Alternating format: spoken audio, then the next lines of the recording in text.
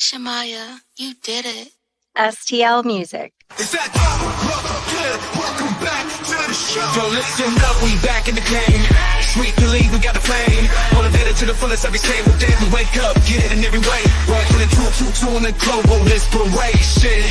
Talk this sports and top news, no hesitation. Sweep the league is back. We always coming back, that's a fact. Wanna tell them that STL Music, mama, we did it, where we at? Coach Jill in the house with the flow so tight. Every rubber rock stats, we united. Yeah, the best show, Monday through Friday, if this ain't different, they lying. We got the energy, when I say sweep, you say the league. Sweep the league, sweep the league, sweep the league, sweep the league. San Antonio, let's go. Sweep the league. Sweep the league. Sweep the league. San Antonio, let's go. Hey, it's Rain Fernandez, and you're watching Sweep the League. Be sure to follow me on Instagram, Twitter, and TikTok, and Facebook at Rain Fernandez, RAYNE Fernandez. Hi, it's Sherilyn, and you're watching Sweep the League TV. Follow me on Instagram at official Sherilyn for more content. 2, 1. Well, as you guys can tell, Derek Irvin doesn't miss anything. If you don't want to miss anything as well, go to YouTube. Search at Sweep the League TV. Be a subscriber today. We're giving away a bunch of prizes and stuff. Be a subscriber today so you don't miss, just like Derek never misses. Subscribe to Sweep the League.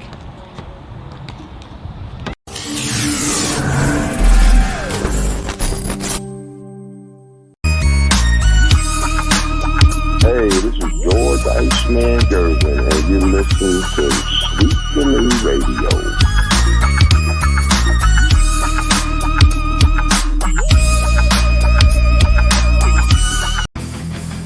It's Sweep the League TV where legends collide. If the Cowboys fall short, we'll still ride the tide. Like Jordan in the clutch or Brady's last play, we bring the fire, keeping fans in the fray.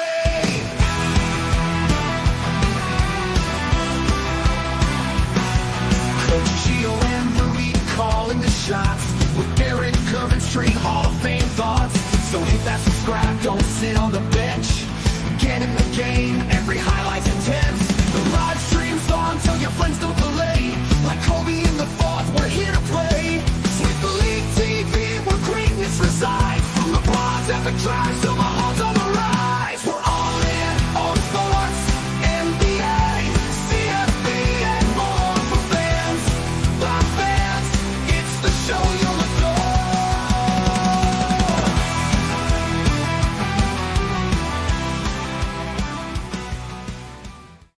It is a Thursday night edition of Sweep the League. Rudy Campos Jr. going to be joined by Hall of Famer Derek Irvin.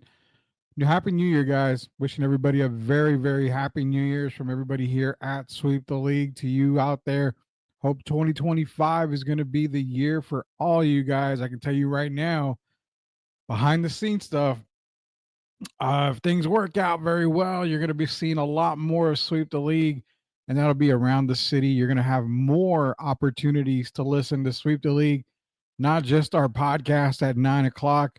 There's other stuff going on. You may be able to catch us at more times than just 9 o'clock. So just be patient with us and be prepared for hopefully the good news comes down for us in 2025. All you got to do to make sure you get notified, go to YouTube, be a subscriber, search Sweep the League TV. Hit that notification button, hit that subscribe button. You're going to get the info as soon as we get it, man. So 2025 is looking up. What are we talking about tonight? So, I mean, we're not going to waste a whole show talking about the San Antonio Spurs, the Dallas Cowboys. I mean, we talk about everything here. We talk about every sport here. We get into everything that we can. So we're not going to waste a lot of time on that. Hey, Spurs are doing good. They're doing fantastic. They're, playing bound right now. Cowboys are basically on vacation. The only real Texas team right now I'd really watch for is the Texas Longhorns, which that's going to be our first subject, is the Texas Longhorns and Arizona State game. We're going to get into Saquon Barkley. Should he have broken the record? Should he have played to break the record? We're going to get into that. Also, Jaden Ivey, the injury, Cole Anthony bumping into Jaden Ivey. That's a horrible, horrible thing to happen. Jaden Ivey did come out and say, hey, it's a basketball move. He totally understands. It happens. Nothing against Cole Anthony. But again, that hurts the Pistons, who I'm going to remind Derek that I was telling him that they're going to be a good team this year. So I'm hoping to give him his Detroit love. And then we're going to end the night with some point guard talk. Steph Curry, considered one of the best point guards of all time. Stop it. Stop the nonsense. He's not a point guard. He's a shooting guard. We're going to clarify all that stuff here and a lot more on Sweep the League. Let's bring on the Hall of Famer himself, Derek Gervin. Mr. Gervin, it's a new year, and it's going to be a great year for Sweep the League from what I'm understanding. I'm sporting your colors, man. Yeah, North Carolina. Too bad their basketball team is terrible this year. That's all right. They'll regroup eventually. You know that. Yeah, they will regroup. How's the new year going for you already, man? 2 days in. Good, Rudy. And I want to wish everybody else a happy new year as well. It's a day late, but hey, better late than never. So happy new year to everybody. Yeah, better late than never. On our first commercial break, man, we're going to give everybody a sneak preview. Now, it released on midnight, January 1st. As soon as the clock hit 12, not only did you hear fireworks, but STL Music released another Wemby song. Another album's coming out from STL Music called Wemby the Future. We're going to give everybody a little taste of that. If you haven't heard it yet, that'll be on our first commercial break. So, nonetheless, man, we got a lot to get into. College football playoffs, Derek. I mean, let's not waste any time. I went 1 for 4, basically. 1-3 was my record in this college football playoffs. I had Boise State because I love the upset. That didn't happen. I took Texas, which almost broke my heart. Blame it pretty much on Sark for all those issues. I took Oregon, who just decided to not show up. And you did say a lot of times, there's a game going to be where Oregon does not play well. Hopefully it doesn't happen in the CFP, happen against Ohio State. And then, of course, earlier today, you saw Georgia lose to Notre Dame. And before we go any further, definitely prayers are out for everything that happened in New Orleans on Bourbon Street from us here at Sweep the League. Just a terrible, terrible thing. Also, you had the incident in Las Vegas.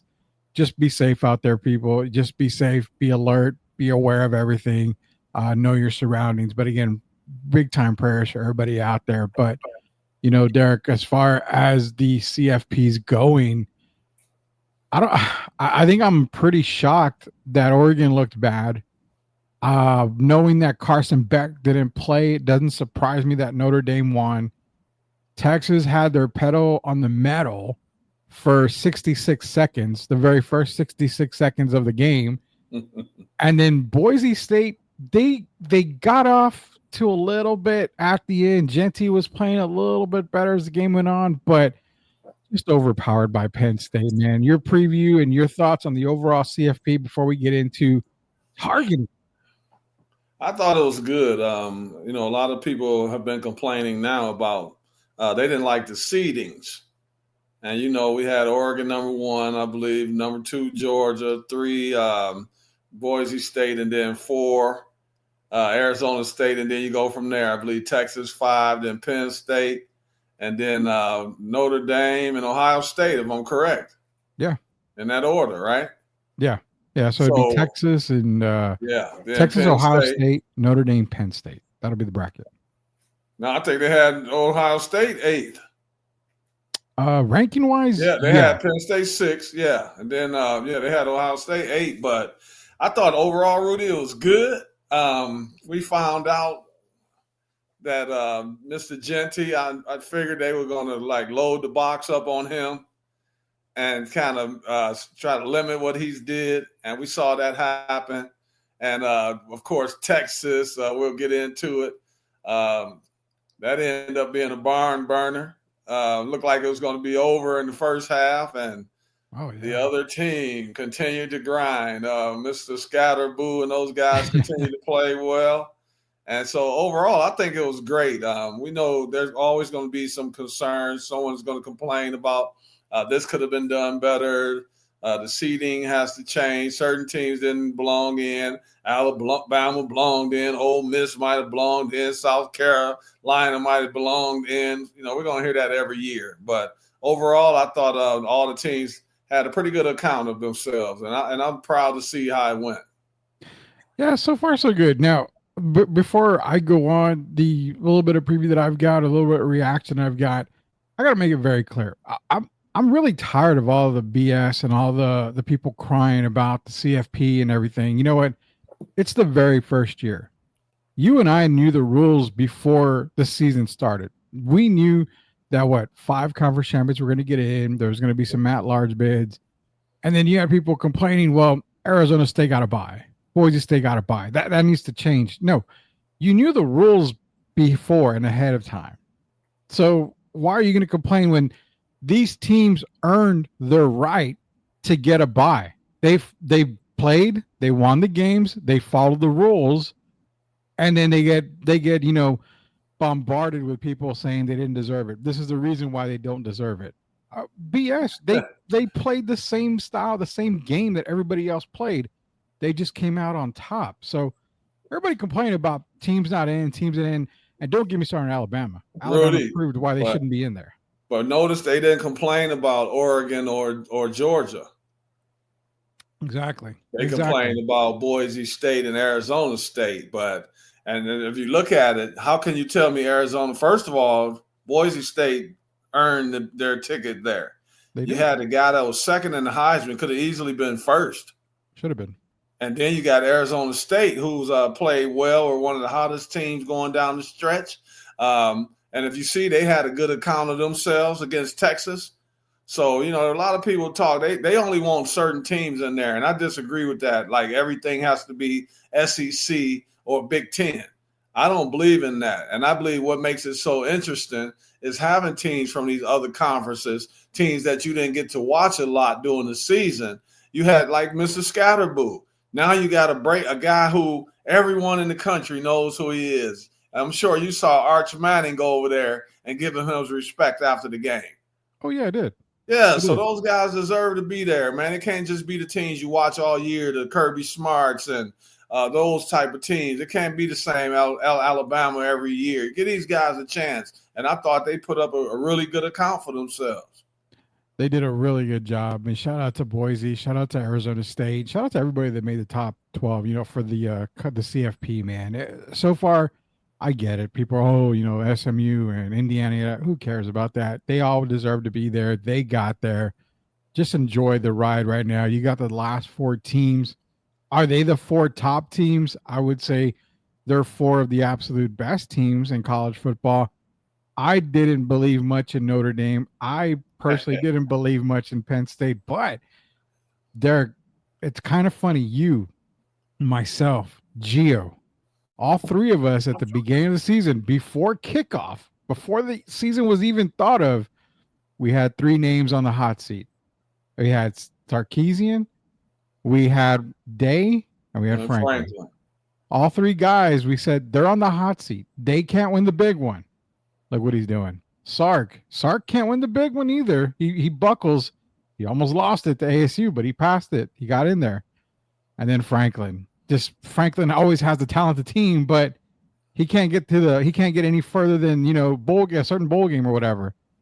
It's crazy how all 3 guys have pretty much solidified their coaching resume for next year, their coaching spot for next year.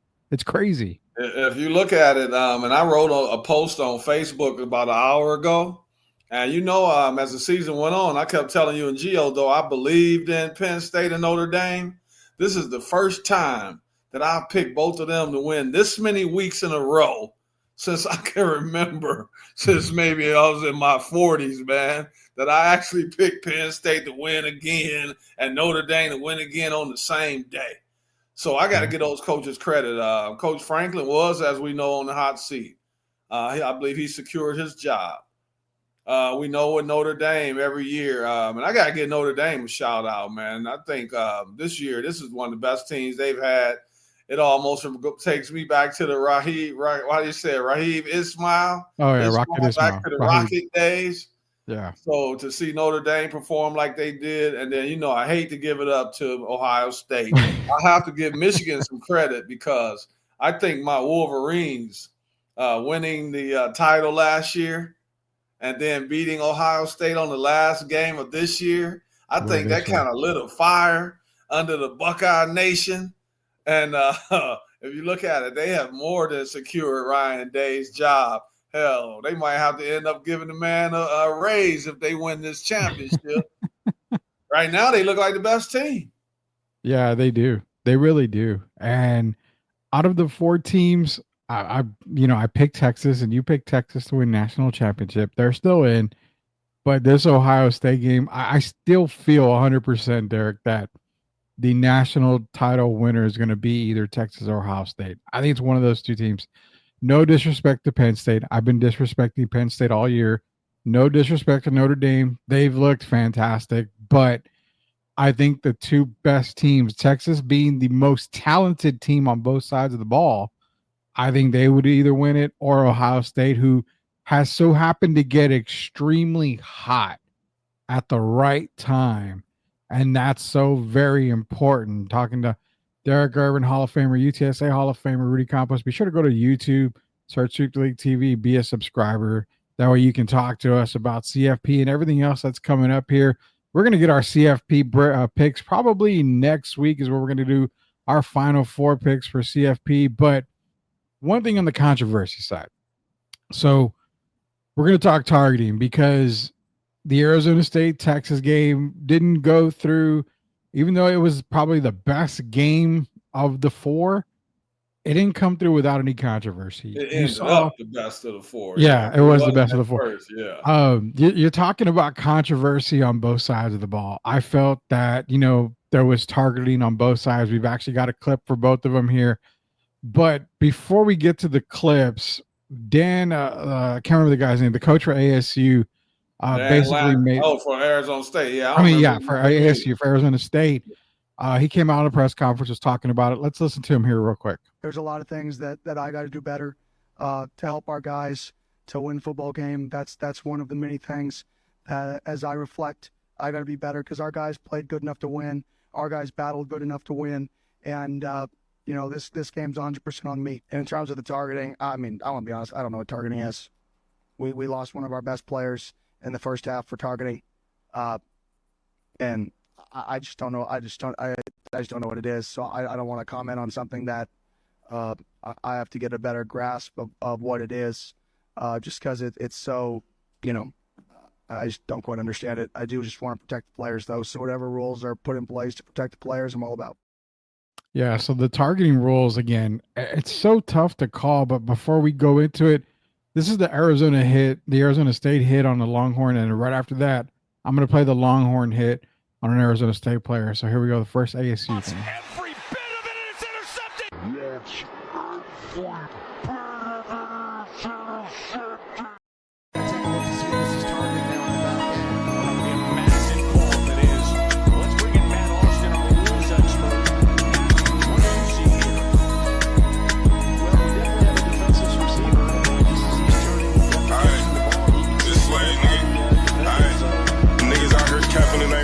That's not bad. I'm really about to drill, about to lash. I get on that. He say he gon' kill me to that bitch.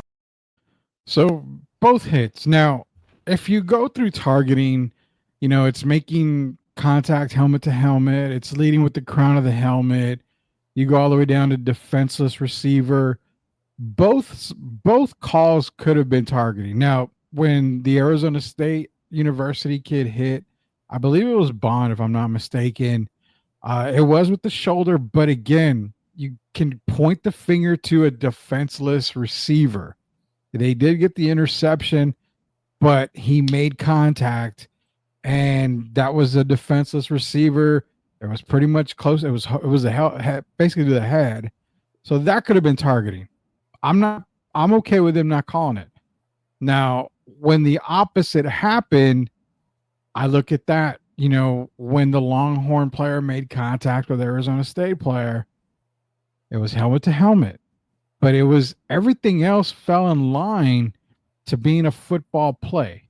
He didn't launch himself. There was no using of the crown of the helmet. There was no malicious intent to hurt the player.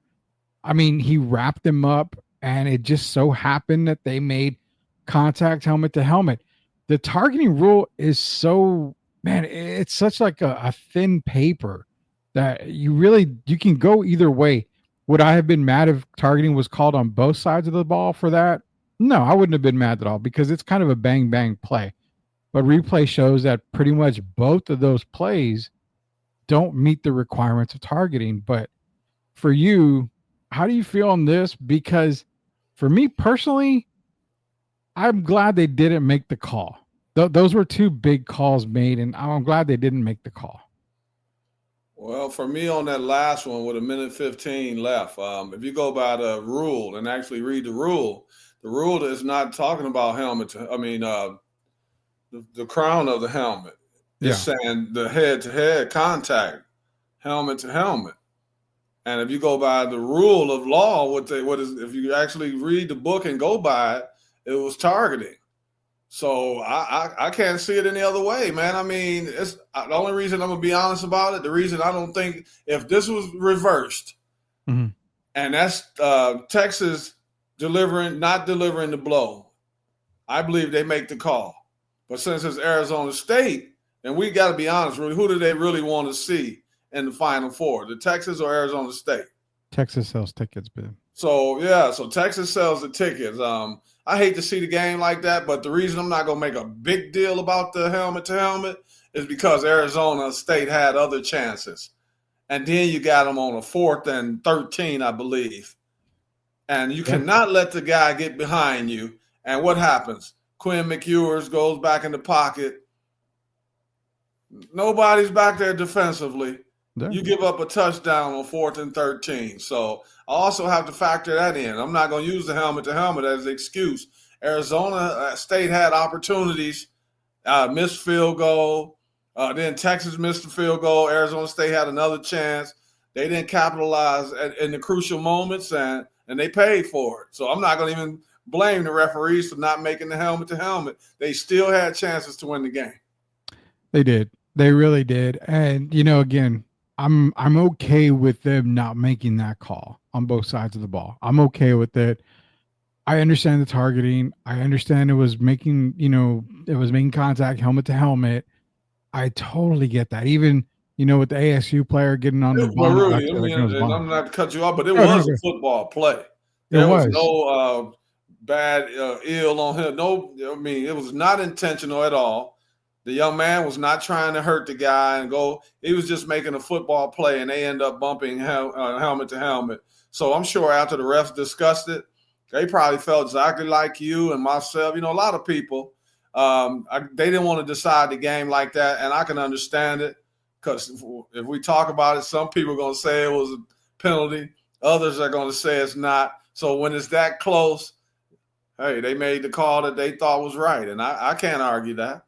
Yeah, and I think even replay gets involved in that. So if the replay center feels that it's not, it's so difficult because if you go to targeting, then the chances of you losing a player are damn near 100% because you get thrown out of the game. And in a crucial game like this, you don't want to see players get thrown out of a game, for a call that can go either way. And I think the targeting rule is fine. I get player safety, man. You've got to protect the players. But I think if there's targeting, one thing I would change is don't throw the player out of the game. Don't. Unless it's malicious. He's saying no. I'm not disagreeing. I'm saying, but I'm glad to tell you. Do you know why the Arizona State fans were really mad if you really look at that video? What's that? What happened after the hit? You gotta remind me, man. The player was laid out on the ground. Yes. Okay. Yes, he was. So, just a lot of people, even if it's not targeting, concussion. If it's even a question, the fact that he was laid out like that, what are the Arizona State people going to say? 100% of them that it was targeting. Yeah. So sometimes things might look a little. You really look at it and you be like, man, especially if you're for that team, there's no question that was 100% targeting. I thought it was targeting, but it was still a gray area there. So the refs made a call, and I can't really argue it. Yeah, it's tough to argue it. It was a bang play, and it could have gone either way. Luckily for everybody, that hey, they didn't throw the flag. They agreed that it wasn't targeting, Texas came out on top 39-31.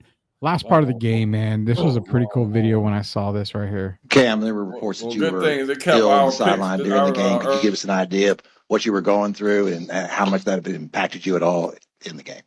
Yeah, I mean, I threw up. I threw up. I drank too much water too fast, and I was kind of feeling sloshy, and then felt better after. So You can rally. you know, I was 26 years, we've never had a puke award. But no, this is in 26 years, we've never had to be able to do this. And with about 7 minutes left, the media voted Scat as the MVP. And so the offensive MVP of the Chick-fil-A Peach Bowl. Scat, congratulations. Yeah, so a very Jerry West moment there, as Cam Scatterbo on a losing ASU squad becomes the MVP of the game. And there's no doubt about it. The kid played with every ounce of his heart in that game. I think for a while there, he actually had more total yards than the Longhorns offense. Yeah. I mean, you can't give the MVP award to anybody else. But when you talk, you better back it up. And he did some talking during the week. Mm-hmm. He said there was no one that could stop him. And if you remember, he started off kind of sluggish in the first half. They were loading the box up on him. But I got Rudy, the young man, this is what it's about. He raised his draft stock. Oh, yeah. And I mean, what did he do? He passed for a touchdown. He ran for 2. He ran for 2 touchdowns. So he pretty much was almost a one-man team. If you look at it, he kind of reminded me a little bit of Saquon with some of the things he was doing.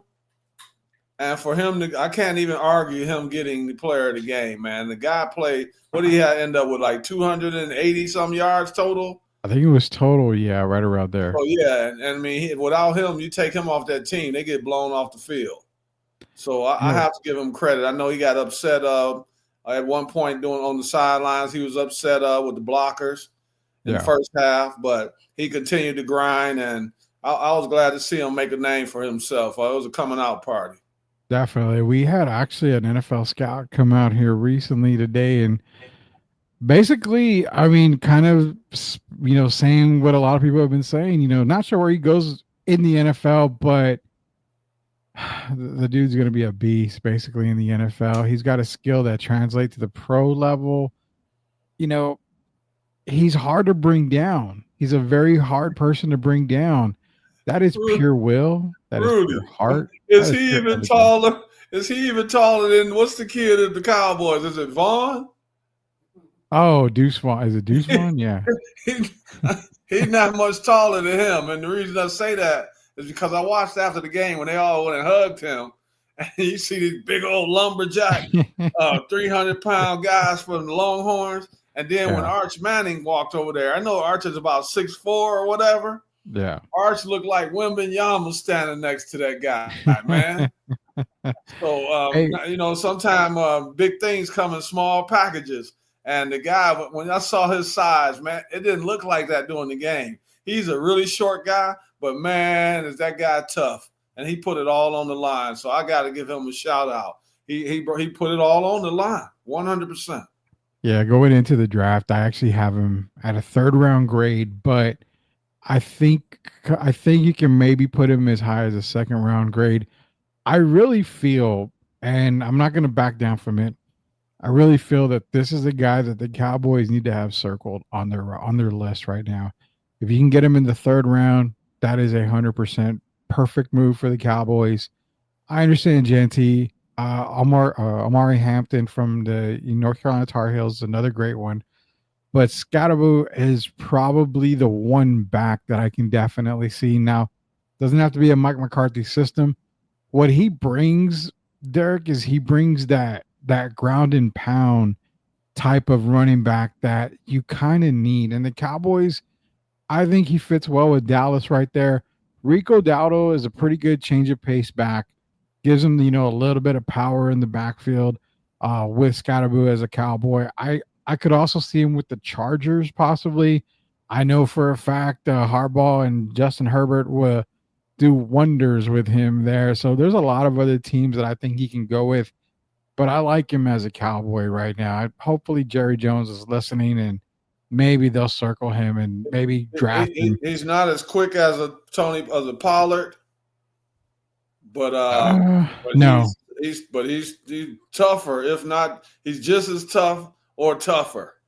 And that's what they need as a guy who's going to, when he takes that first hit, he's going to continue to fight and he's going to end up picking an extra 2 or 3 yards. And we know they call that yaks. Yeah. So a guy that can give you yaks is always an important player. And that's why I think he's going to have a pretty decent career. Yeah. And it's funny because I got asked, for a comparison, and it's hard for me to compare because he's built and he's bulky and he's tough to get to tackle, similar to what Jerome Bettis was, but he's very quick. He's quicker than Jerome Bettis. Outside of that, I mean, when you say tough to tackle, who are we talking about who was tough to tackle? I mentioned Jerome Bettis, Jim Brown. Earl Campbell. You know what? Christian Okoye.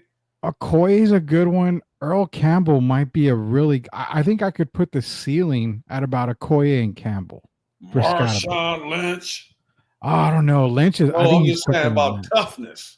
Toughness wise? But I would compare more like an Earl Campbell, Christian Okoye, those kind of guys. Yeah, I would definitely see that. I mean, if we're going to be honest, and I throw a real name out there, New York Giant fans, remember Brandon Jacobs out of Wisconsin? I think that's kind of a good comparison. Very tough guy to take to the ground, but can also be quick. How old are you? I'm 45. You remember the name John Riggins? I do. Washington back in the Redskins. Yeah. Another guy with deceiving speed. Yeah. That's right. Tough to get on the ground. Yes. Yeah. That's what this young man reminds me of. He'll be a nightmare for these big guys.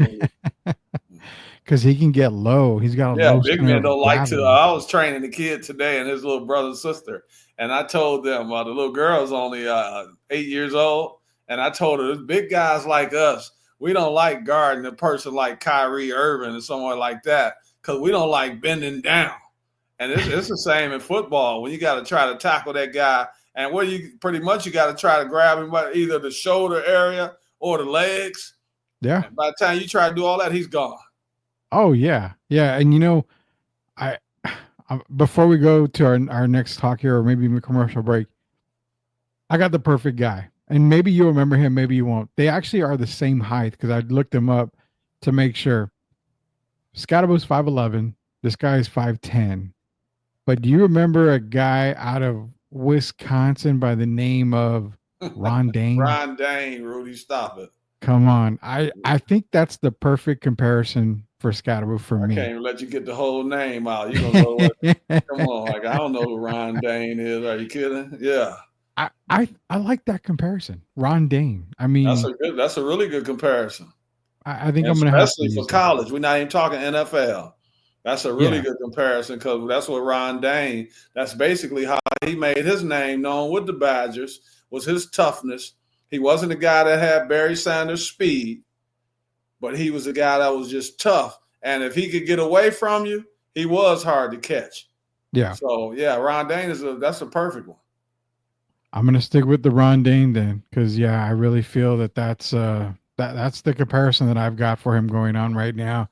Talking to Hall of Famer Derek and Rudy Campos Jr. Sweep the League comes to you Monday through Friday, 9 p.m. Most of the time it's going to be Tuesday through Friday, but we will come to you at 9 p.m. here on Sweep the League. Be sure to go to YouTube, search Sweep the League TV. Be a subscriber. When we get back, it's Saquon Barkley talk. And also Jaden Ivey talk, some NBA talk, and then Steph Curry. Oh, he's the greatest point guard of all time, Derek. Oh, stop it. He's not even a point guard. We're going to get into all that here in just a little bit. Hall of Famer Derek Irvin, Rudy Campos Jr. Wimby breaks NBA record, man. He ain't done yet. This guy is from out of this world. He's got to be an alien. What is going on? Oh, my goodness. This guy is really going to be special. Ain't nothing to it. Wimby still lit. Wimby still lit.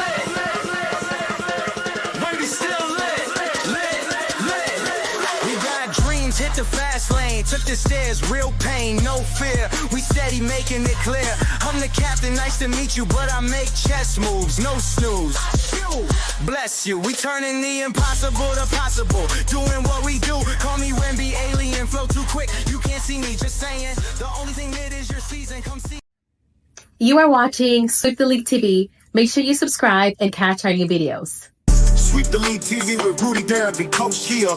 Let's get back to the live show. You are watching the best in the business.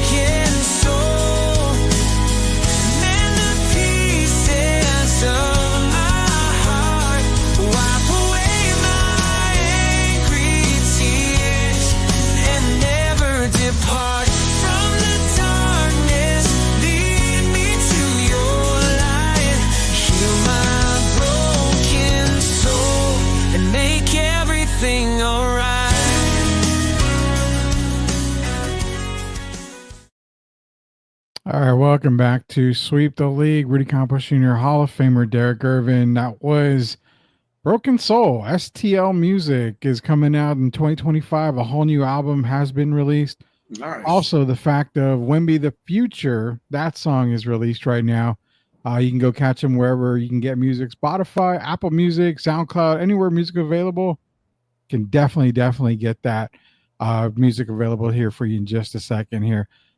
We're going to get into some Saquon talk here in just a little bit. Also some Jaden Ivey talk, as well as some Steph Curry talk. But before we do, I need to take a quick commercial break again. I apologize, you guys. I had something that just came up. Let me go take a look real quick.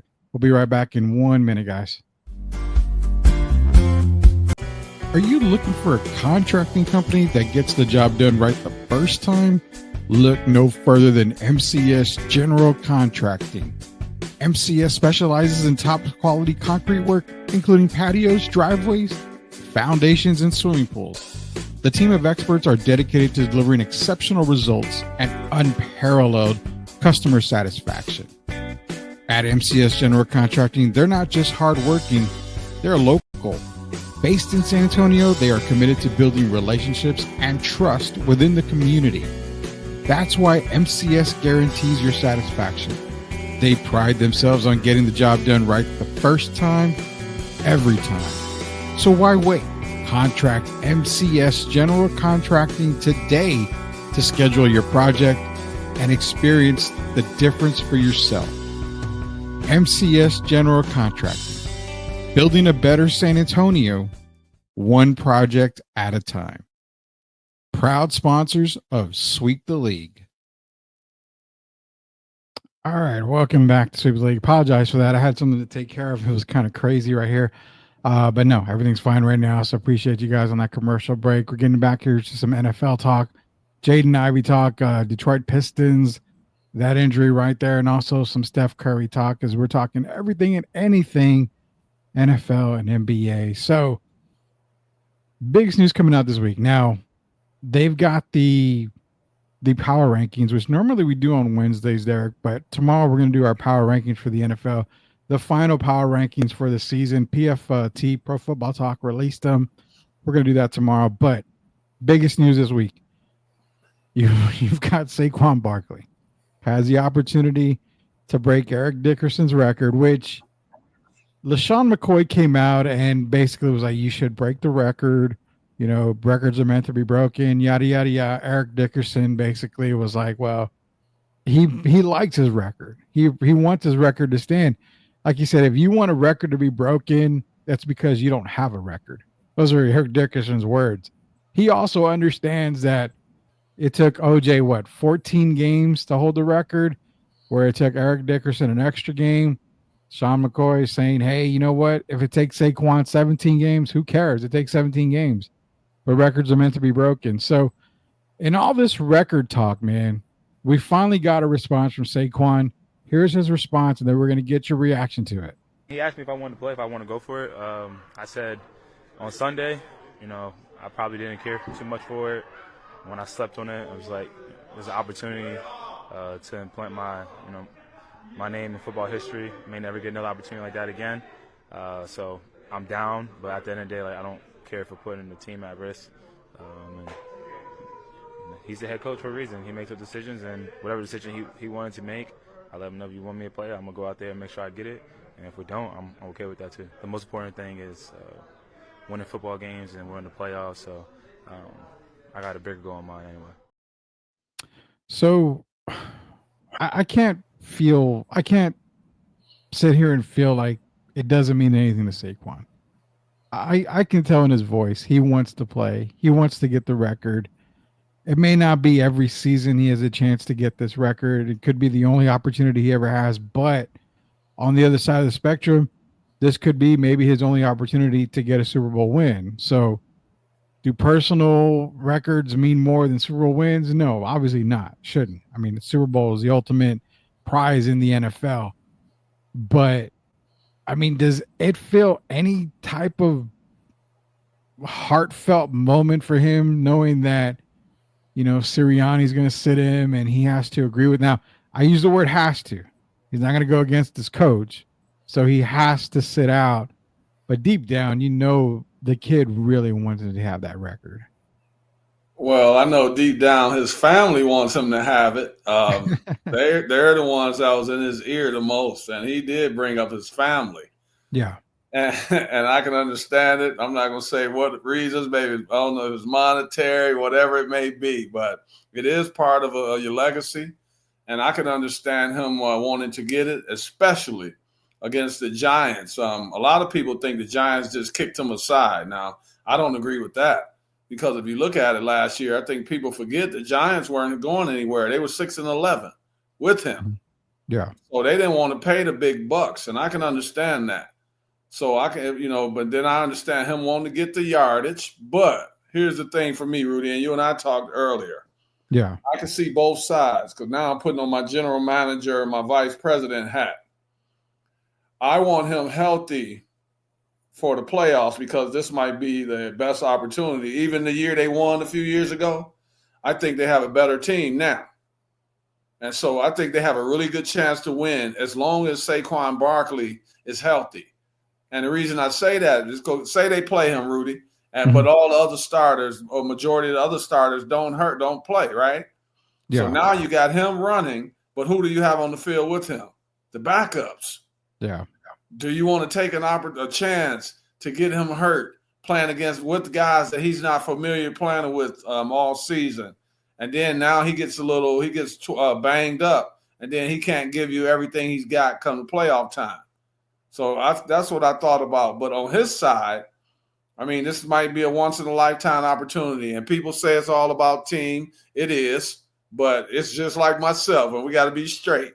When I went into the UTSA Hall of Fame, who did I go in with? I went in by myself. Yeah. So that's my legacy. When I got my jersey retired, as you know, it's still myself and just Devin Brown. Yeah. So those two names, everybody go to UTSA in the sports department know Derek Gervin and Devin Brown. So whether we won championships or not, our legacy is still secure at UTSA. And so I can understand him wanting to break the record. And this is why, as far as Eric Dickerson, who was one of my top 5 running backs of all time, ED, please remember this. Records are made to be broken. O.J. Simpson, who was my favorite football player that ever lived, him and Lawrence Taylor, even over Barry Sanders. O.J. played 14 games to break the record, right? Who had the record, Rudy? Jim Brown. How many games did Jim Brown play? 12. Mm-hmm. So O.J. broke it in 14. Okay, so then Dickerson comes along and he breaks O.J.'s record. So if Saquon were to break the record, I don't care if it was 17 games. I told George Gervin, my big brother, who I talked to about an hour ago, Klay Thompson broke his 3-point record, his 1-quarter record with 37 points in the quarter. I don't care if it was 3-pointers or not. He still made 9 for 9 3-pointers, and he made 13 for 13 in the quarter. Yeah. So to me, he earned it. 37 points, even though he broke my brother's long-standing record. And I feel the same about Saquon. First, it takes durability to even break the record, right? Yeah. And Saquon has been consistent all season long. I think if you take him off that team, they're a team that goes 10-7 this year. So I know they have Jalen Hurts, but if you look at it right now, who's the spoon that stirs that drink? It's Saquon Barkley. So it's a tough one for me, but I can understand him wanting to get the record. And Rudy, if he really wants to, he can override the coach. If he really, really was that kind of guy and wants it that bad, he'll have the final say. Do you believe that? I believe it. I really do. I mean, if he really wants to play, I believe he can play, and Sirianni really can't do Give much. him a half, Rudy. It probably only take him a half, but on the other side again, I'm telling you, the Giants don't want him to break the record on them, right? No, and I really truly feel, and it sucks to say this, it really does, but I think there's so much ill will that the intent to hurt. They'll load the box up there. on him. See, that's the main thing I thought about that we didn't talk about earlier. I really believe they would load the box up on him to try to stop him from getting the record. And in doing so, even if he tweaked an ankle or something like that, that could hinder him and hinder the team come playoff time. And that's so, he'll decide. And Sirianni, if he trusts Sirianni, he trusts him more than I do. But, we'll see what happens. Yeah, we'll see. I mean, obviously, he's already planning on sitting. They're going to sit Saquon, get him ready for the playoff push. But, Really, can I say this? And I'm sorry. Yeah, go ahead. If you really want to be honest, because I love the Buffalo Bills and Josh Allen, right? Yeah. And I know Lamar's had an outstanding year. Joe Burrow has had an outstanding year, if you're going by stats. But to me, honestly, if you just throw everything out the window and go just strictly on their merits, Saquon Barkley is the MVP this season for me. You and I have talked a lot about MVP talk, and it's tough to not have him in there. It really is tough to not have him in there. I mean, you look at Josh, you look at Lamar putting it up, recently, you look at players like Sam Darnold. Jared Goff was hot, but he came down a lot, lately. That's more of a Montgomery and Gibbs type of offense right there. But, I mean, Saquon, top 4 at least. They haven't put up Marino numbers. Are we talking about 4,000 something, almost 5,000 yards? No. So they're not. If you look at their stats, it's not in comparison to Saquon with the 2,000 yards. No, it's not. It definitely is not. And that's the thing too, is that I think Saquon definitely he should get a lot of love. Where he falls in the MVP voting, I really truly think if he was to have played and broke the record, I mean, you're probably looking at the possibilities of him maybe being second. I don't know. And the thing is, it's kind of crazy because you talk about Josh Allen being MVP and you get a lot of pushback. People are saying that Lamar deserves MVP over Josh Allen. I don't think I'd be upset if either one won, but what the difference to me is, again, Josh Allen's team has the better record, and I feel Josh has done more with less compared to Lamar. I mean, James Cook is no Derrick Henry. No disrespect. He's no Derrick Henry. But Derrick made it a lot easier for Lamar, where Josh had it a little bit tougher. And see where you are right now, that's why I say Saquon for me, okay? Because if you remember early in the season, I can go say the first half of the season. Yeah. Who was more headed towards being the MVP? Was it Derrick Henry or was it Saquon? Derrick Henry. Okay, so we were hearing Derrick Henry already in the MVP conversation early in the year, right? Yes, sir. So they say it's not how you start, it's how you finish. So Saquon came and eclipsed Derrick Henry. And we haven't seen this many breakaways out of the backfield in quite a while, Rudy. Yeah, it's been a while. He was getting a lot of highlights, man. It started off Derrick Henry early in the year, but it ended up Saquon. And so if you really, for me, I mean, if you go by what's the freshest in your mind, it's how you finish. And who had a better finish than Saquon Barkley? Nobody really. I mean, Saquon's been on a tear. Lamar's been up and down. Yeah. Joe Burrow's been up and down. Yeah, and actually, Mahomes Joe is not hasn't even really. in the conversation. Yeah. You got Allen didn't start off great at the beginning of the year, Josh Allen. Yeah. And then all of a sudden he came on, only got us the one that's been most consistent all season. And you even talked about it. If you take away the tush push, I don't even think we'd be having the conversation. That's another No. 10 touchdowns for Saquon possibly? Yeah, and that's what I'm saying. I feel the coaching staff lost the MVP for Saquon Barkley with that whole tush push thing, especially the goal line. I mean, you've got the best running back, one of the best running backs in the league right now, and you're still using a tush push, which I get it. It's unstoppable, even though it has been stopped this year a couple times. It's, an unstoppable type move, but you brought in a guy like Saquon to take the load off of that where Jalen doesn't have to go through that. Do they not understand that when Jalen gets under the pile sometimes, that's a lot of big fat bodies on top of him? I mean, you're going to do damage to your quarterback. As you see, he has injuries every now and then. So you take that away from him and you give it to Saquon. If they give Saquon those goal line opportunities, I'm not even talking to you about who MVP is. The vote's already in. The trophy's already been engraved. It belongs to Saquon. I have no doubt about it. But because the Eagles kind of screwed Saquon on that, I really feel that because you screwed him on that, the opportunity to break the record should have been there. That's just my opinion on that. Well, hasn't he had an Adrian Peterson type year? Oh yeah, he really has. Adrian Peterson is the last running back to win the MVP. I feel that he's had an Adrian Peterson type year. He has. And for all we know, Saquon could get it. We don't know. I mean, we don't have any idea. Shout out to JC and Locked On Spurs. Won't you guys think we're ignoring you? Happy New Year to you as well, to you and your family. Merry Christmas, JC, and to you and your family, and Happy New Year as well.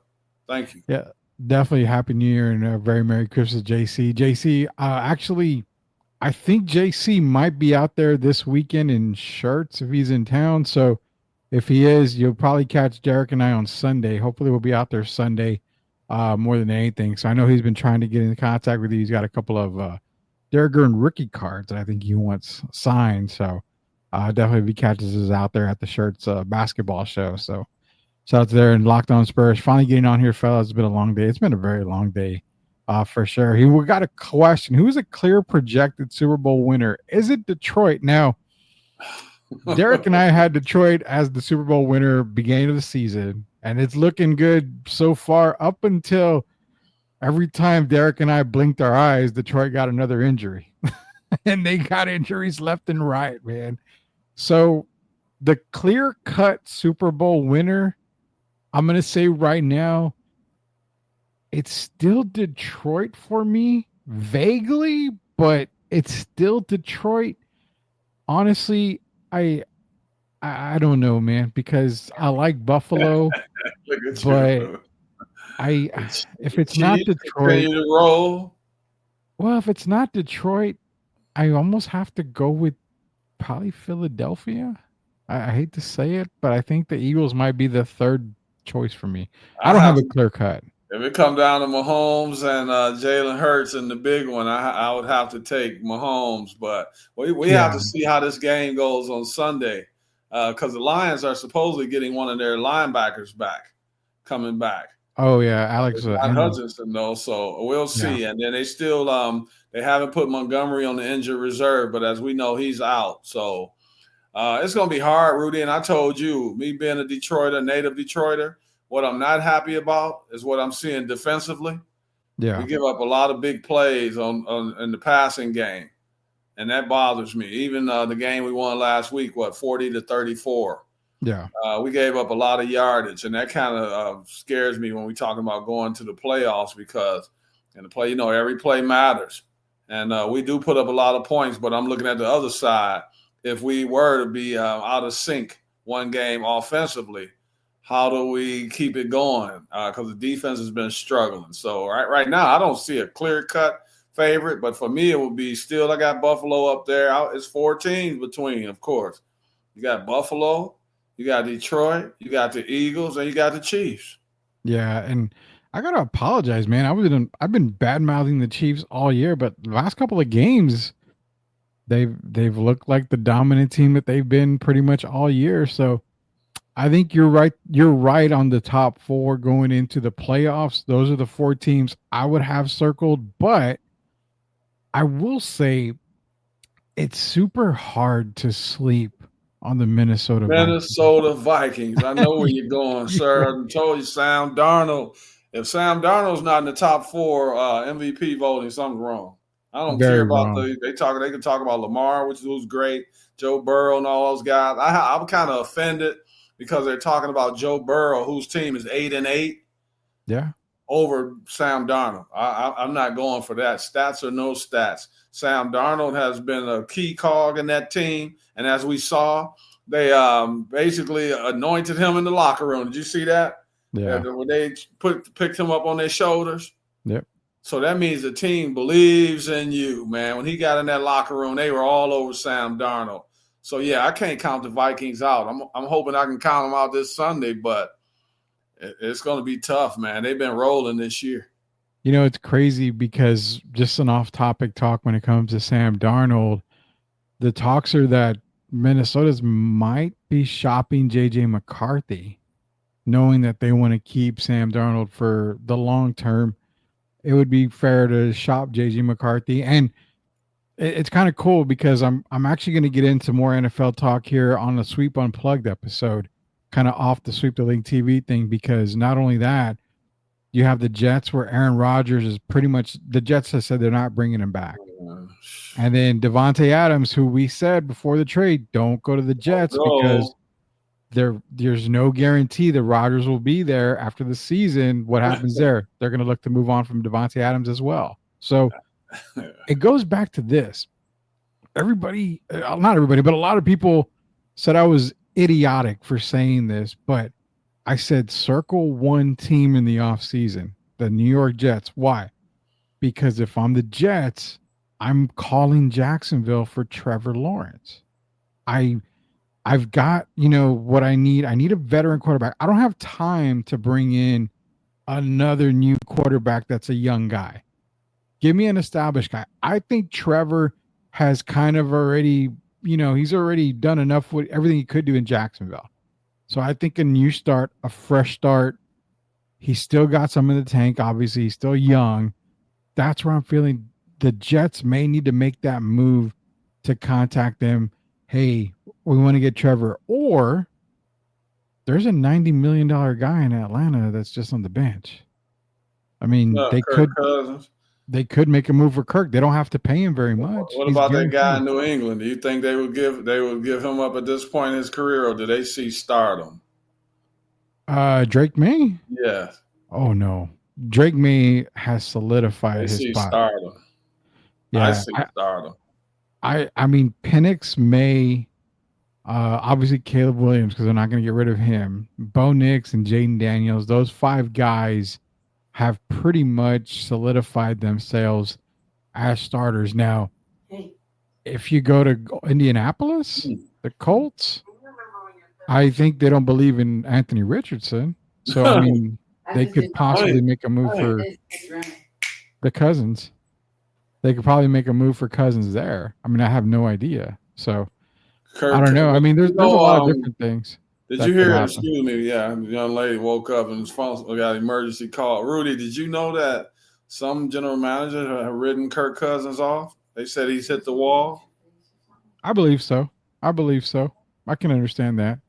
I'm trying to think of a backup that's out there. I'm not going to bring up Daniel Jones because we know he's gone to the Falcons, but for me it would be Trevor Lawrence. I still think we haven't seen the best of Trevor Lawrence yet. Kind of reminds me of Sam Darnold. Hasn't Darnold been in the league like 6 years now? He has. 6 or 7 years. And I think the same. I think Trevor Lawrence is only going to get better, and so that would be a move that makes a lot of sense to me. I think the Giants were a good pick, but right now the Giants and the Raiders are pretty much set on Shador and Cam Cam Ward. Well, I think the Jets. I think Trevor Lawrence of the Jets sounds, and who might be his coach? Isn't Rex Ryan supposedly going to be interviewing with the Jets? Yeah, Rex Ryan is, and actually they interviewed Louis Riddick for the GM job, which I'll be honest, Louis Riddick, I mean, that's a match made in heaven. That's a guy who can turn that team around in a matter of a year or two. Does he really want that job, though? Because we've been hearing his name now for about 2 or 3 years. Yeah. And so I just question. I think he likes what he's doing now on the networks and stuff. And sometimes you have your hand in 3 or 4 different things as opposed to just one. Yeah. And so, but if Lewis were to come out and decide he wants to be in the office somewhere, I think he would be a fantastic addition to any team in the NFL. Yeah, I think so. I really do. And one last thing from Locked On, it says Mahomes being left the Pro Bowl roster. What do I think? To be real, Jeff, we've been saying this has been a horrible year for Patrick. He's not Pro Bowl caliber this year, so I have no arguments on that. I mean, Patrick Mahomes being left off, and that's so hard to say, Rudy. Man, Jeff, on that one, I'm torn because even if he's had so-called off year to what we're used to from Patrick Mahomes. Yeah. But it's not just the defense that got them to 15-1. He's still the guy when you need a first down. He's might be 3rd and 16. Who's the guy that might use his little leg, use those legs, and when he looks over the field, and then he has to get downfield and give you a 25-yard run. That is Patrick Mahomes. Yeah. So it's kind of, for me, weird that he didn't make the Pro Bowl roster just because of his name alone. I want to say he doesn't deserve it, but then again, I got to say the guy's won 3 out of 4 championships. So record-wise, I think they could have found a spot for him. Yeah, record-wise, he did deserve it. Hall of Famer Derek Irvin, Rudy Campos Jr. We're getting ready to close out the show here. We got a couple minutes left. Real quick, let's go over this Jaden Ivey injury. I've got it right here. Let's take a look at it. Jaden Ivey went for it. Blocked down from behind inadvertently by Cole Anthony, but Jaden Ivey's in a lot of pain.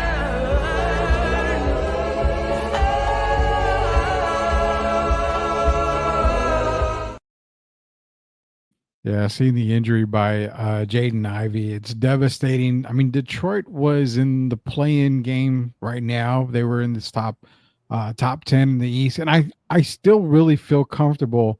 When we first started talking NBA, started previewing, I remember I told you I think Detroit can make some noise this year. I really feel strong about him. I really, really do. Cade Cunningham's playing good. Ivy was having a really good season. But I think they could still make a move somewhere to stay within that top 10 to get into play-in contention, at least maybe even playoff contention. But a huge loss for Detroit with Jaden Ivey, man. It's just, and he came out on X and he said that, there was no ill intent. That was not a dirty play by Cole Anthony. It was a basketball move. He was going for the ball. He totally understands it. Shout out and prayers to Jaden Ivey, man. Rudy, I want to send a shout-out prayer out to him as well because he's going to be missed. He's having an excellent season. He was averaging over 18 points a game. Him and Cade Cunningham seem to be clicking, and Malik Beasley. Yeah. But when I talked to you, I mentioned a player that they could possibly replace him with, and then I started thinking. I told you Moses Moody, right? Yeah. I've been thinking about it. And then I came up with another name. But the question is, would they trade him? You know who he is. This guy in Indianapolis. Oh. Ben. I don't know if they'd get rid of him. But what would you think about him being an addition? Would he be a great addition to the Pistons? Ben Mathurin. Oh, man. Would it be wrong to say that I think that would probably make them better than what they were with Ivy? Yeah, I think so. Already good with Jaden Ivey, but if you add Benedict Mathurin, the reason I say that is because my assistant coach is the coach there in Indianapolis, Rick Carlisle, And they're not turning Ben loose as far as letting him play. It kind of reminds me of how they were doing Cam Thomas with the Nets. Yeah. Now they're letting him turn him loose somewhat, and then they pull him back again. They reel him back in. So now you got Cam Johnson and those guys are stepping up. They just brought in D'Angelo Russell. So I go to Indianapolis. They're not using Ben Mathurin to be the player that he could be. They're not letting him. Rick is not letting him be the guy that he could be. And it's not like anyone is fearing the Pacers. The Pacers have regressed, kind of like the Sacramento Kings. Yeah. We're not hearing about them. We watched them yesterday. I mean, last season they were scoring 140 points, and Tyrese Halliburton was playing on another level. This year he's tapered off. The team is tapered off. They haven't been the same team. And so I don't understand why they're holding on to Ben Mathurin if you're not going to play him. I think he has all-star potential, and I got to be honest. I would love to see him in the backcourt right now with Cade Cunningham. Yeah, you got to free Ben Mathurin big times. The kid is just way too talented, and I have no idea why Indiana doesn't use him. But goes to show, man, I didn't believe in the Pacers last year. I didn't believe in Halliburton's year last year. I said, I think you got to do it 2 years in a row. It's been a struggle for them. I don't know, man. Just I'm the type of guy where you got to do it more than one season to kind of convince me on He's stuff. too busy worried about hanging out, being in pictures with Caitlin Clark instead of focusing on his game, man. And it bothers me. Miles Turner is still there, of course, Texas Longhorn. But to me, it's kind of like I don't think Siakam meshes with the team either. It's kind of like DeRozan in Sacramento. When they brought in Siakam, it doesn't seem like it's fitting well, and they're not turning Mathurin loose. They've got T.J. McConnell. They got some guys, but I think Ben Mathurin, if you're not going to use him, and let him go somewhere else, and I would hope that other place would be the Detroit Pistons. Man, that would be a crazy move, because if you keep Mathurin, obviously with Cade Cunningham, and then you get a healthy Jaden Ivey back, that spells doom. You got Malik Beasley, who's playing the best he's played in his career. Yeah, holy cow. On that note, we're going to have to talk more about it tomorrow. We didn't get to our Steph point guard talk. We'll save that for tomorrow here on Sweep the League, as we're going to talk about the PFT rankings for NFL. The final Week 18 rankings are out. Who's going to be number one? Who's going to be at the bottom of the list? Also, we'll talk more CFP tomorrow. We'll get into some NBA talk. We'll talk about Steph Curry, because not only is he not a point guard, in our opinion, Derek, there's a lot of people, including myself, who feels he's not even generational. He's not a generational talent. And we're going to explain all that tomorrow when we come back for some more Sweep the League. So for Hall of Famer Derek Irvin, Rudy Campos Jr., until we sweep the league again tomorrow, we will see all you knuckleheads later. Happy New Year, everybody. Stay safe.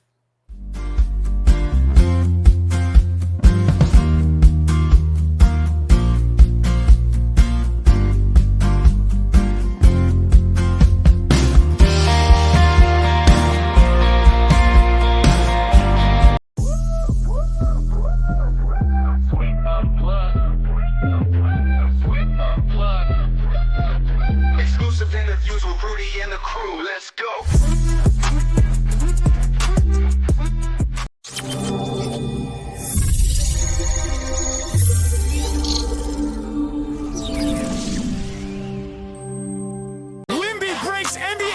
Man, he ain't done yet. This guy is from out of this world. He's gotta be an alien. What is going on? Oh my goodness, this guy is really gonna be special. Ain't nothing to it. When we still lit. When we still lit. When we still lit. Lit. We got dreams, hit the fast lane. Took the stairs, real pain, no fear. We steady making it clear. I'm the captain, nice to meet you, but I make chess moves, no snooze. Bless you, we turning the impossible to possible. Doing what we do, call me Wemby, alien, flow too quick. You can't see me, just saying. The only thing lit is your season. Come see me, trust me, we too lit. You